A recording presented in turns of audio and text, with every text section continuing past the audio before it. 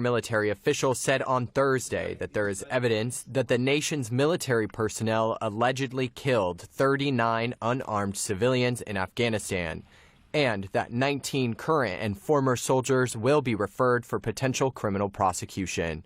Australia has had troops in Afghanistan since 2002 as part of the U.S.-led coalition fighting the Taliban militia.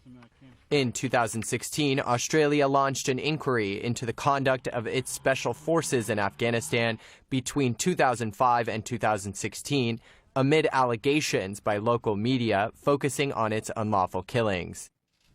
General Angus John Campbell revealed the findings of the long-awaited inquiry from the Inspector General. The report notes that distorted culture was embraced and amplified by some experienced, charismatic and influential non-commissioned officers and their protégés, who sought to fuse military excellence with ego, elitism and entitlement. Prime Minister Scott Morrison had earlier warned that the report would include difficult and hard news for Australians. The report included allegations of a practice called blooding, where junior soldiers were ordered by senior commanders to shoot a prisoner to achieve their first kill.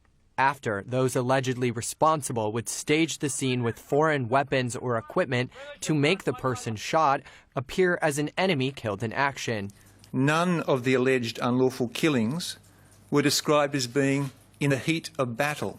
None were alleged to have occurred in circumstances in which the intent of the perpetrator was unclear, confused or mistaken.